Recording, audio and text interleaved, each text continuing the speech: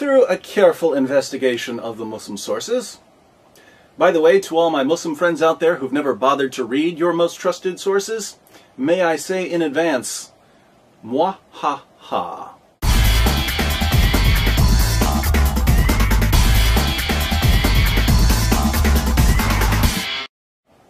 Okay, I've been through the Quran, the Hadith, and the Sirah literature, and I think I've solved the mystery of Muhammad's death. It's actually pretty straightforward. The Muslim sources tell us that Muhammad was poisoned. So to figure out who killed Muhammad, we just need to do a little profiling. The main difficulty we face is that lots of people wanted to kill Muhammad. The pagans wanted to kill him for conquering their cities, smashing their idols, slaughtering their men, raping their women, and enslaving their children. Jews wanted to kill him for seizing their land, destroying their communities, slaughtering their men, raping their women, and enslaving their children. Christians wanted to kill him for threatening to conquer them. Men wanted to kill him, women wanted to kill him, old people wanted to kill him, young people wanted to kill him. Muhammad made a lot of enemies. Fortunately, we can narrow down our list of suspects by ruling out people who would have killed Muhammad in some way other than poisoning. Certain killers like to strangle their victims. They're not going to use poison. Some people prefer knives. Some people set fires. Some people push their victims off cliffs. Interestingly, the Quran tells us how Allah would have killed Muhammad. We find Allah's MO, his preferred method of executing prophets, in Surah 69, verses 44 through 46. According to the Quran, if Muhammad were to invent a false revelation, if he were to make up verses of the Quran, Allah would kill him by severing his aorta. Let's look at 4 translations of verses 44 through 46, along with a commentary, so we can get a clear idea of what the passage is saying. The Haleli Khan translation reads, "And if he, Muhammad, had forged a false saying concerning us, we surely should have seized him by his right hand, or with power and might, and then certainly should have cut off his life artery." And in parentheses, the translators add, aorta. The Pickthall translation declares, "And if he had invented false sayings concerning us, we assuredly had taken him by the right hand and then severed his life artery." Daud's translation reads, "Had he invented lies concerning us, we would have seized him by the right hand and severed his heart's vein." M.H. Shakir renders these verses, "And if he had fabricated against us some of the sayings, we would certainly have seized him by the right hand, then we would certainly have cut off his aorta." Just so we're clear on the meaning, and no one accuses me of misrepresenting the passage, let me read one of the greatest Muslim commentaries on these verses. This is Tafsir Jalalain.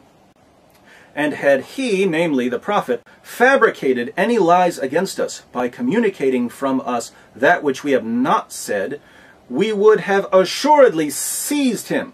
We would have exacted vengeance against him as punishment by the right hand, by our strength and power. Then we would have assuredly severed his life artery, the aorta of the heart, a vein that connects with it, and which, if severed, results in that person's death." So if Muhammad had been a false prophet and a liar and a deceiver, we know how Allah would have killed him. Allah would have cut his aorta. As long as no one severs Muhammad's aorta, then we can rule out Allah as a suspect. I didn't do it. Just because the blood was in my hand doesn't mean I stabbed the man. Now that we've got our strategy, let's turn to the Muslim sources so we can put together our profile. According to Sahih al-Bukhari, Sahih Muslim, and other texts, Muhammad was poisoned by a Jewish woman. Sahih al-Bukhari 26:17. A Jewess brought a poisoned cooked sheep for the Prophet, who ate from it. She was brought to the Prophet and was asked, "Shall we kill her?" He said, "No." Anas added, "I continued to see the effect of the poison on the palate of the mouth of Allah's Messenger."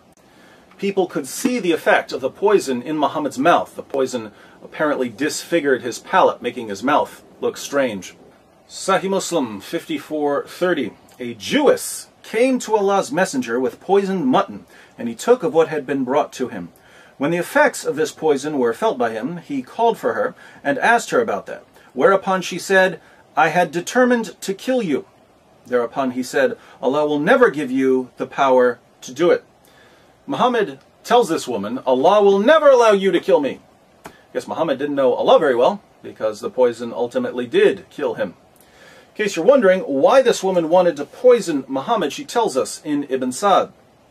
The apostle of Allah sent for Zainab bint al-Harith, that's the woman who poisoned him, and said to her, what induced you to do what you have done? She replied, you have done to my people what you have done. You have killed my father, my uncle, and my husband, so I said to myself, if you are a prophet, the foreleg will inform you. And others have said, if you are a king, we will get rid of you. The woman poisoned Muhammad because he slaughtered her family. Guess Louis Farrakhan got something right. But as a man soweth, the same shall he also reap. And that's why Jesus told Peter, sheathe your sword, because those who live by the sword will die by it. But there's a plot twist here, my friends. You see, Zainab didn't act alone. She had a co-conspirator, someone working behind the scenes, pulling the strings. Sahih Bukhari, 44:28. The Prophet, in his ailment in which he died, used to say, O Aisha, I still feel the pain caused by the food I ate at Khaybar, and at this time I feel as if my aorta is being cut from that poison.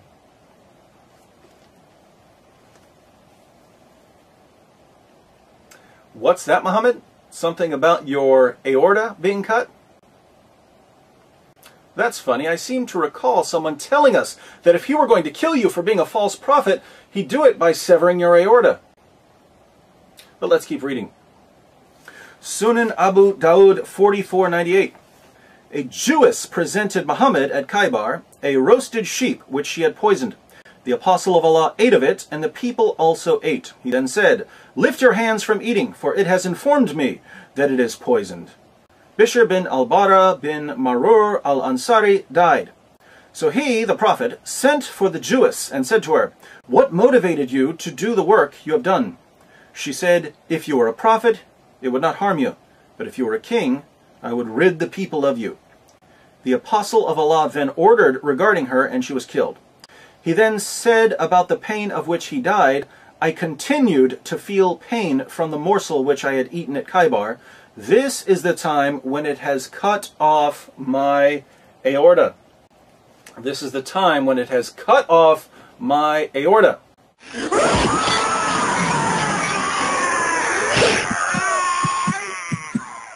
Didn't someone tell us in the Quran that he would kill Muhammad by cutting his aorta?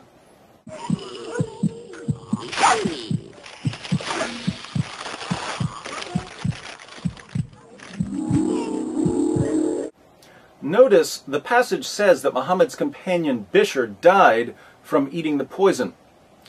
Interestingly, before Bishr died, he told Muhammad that as soon as he put the lamb in his mouth, he could taste the poison. But he ate it anyway because he saw Muhammad eating it. In Ibn Sa'd we read, the apostle of Allah took the foreleg, a piece of which he put into his mouth. Bishr ibn al-Bara took another bone and put it into his mouth. When the apostle of Allah ate one morsel of it, Bishr ate his, and other people also ate from it. Then the apostle of Allah said, hold back your hands, because this foreleg has informed me that it is poisoned. Thereupon Bishr said, by him who hath made you great, I discovered it from the morsel I took. Nothing prevented me from spitting it out, but the idea that I did not like to make your food unrelishing. When you had eaten what was in your mouth, I did not like to save my life after yours, and I also thought you would not have eaten it if there was something wrong. Bishr did not rise from his seat, but his color changed to that of a green cloth. Bishr died because he trusted Muhammad. Muhammad died too. His pain and sickness just lasted much longer.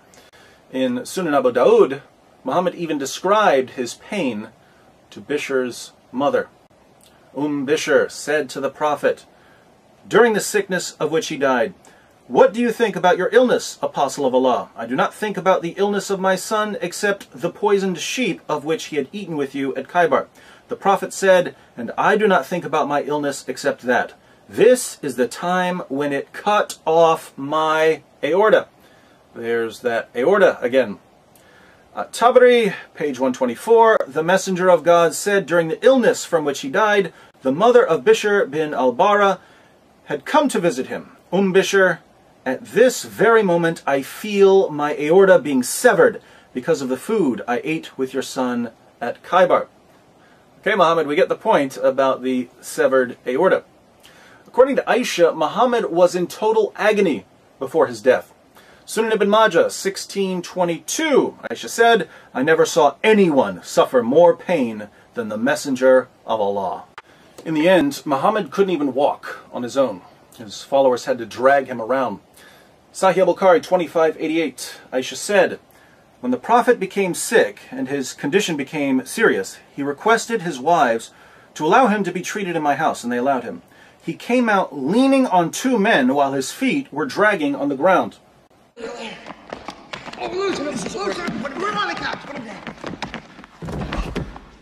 Now, since the Quran says that if Muhammad were a false prophet, Allah would sever his aorta, and Muhammad eventually admitted that he could feel his aorta being severed, you might think we have a pretty good reason to reject Muhammad and his religion.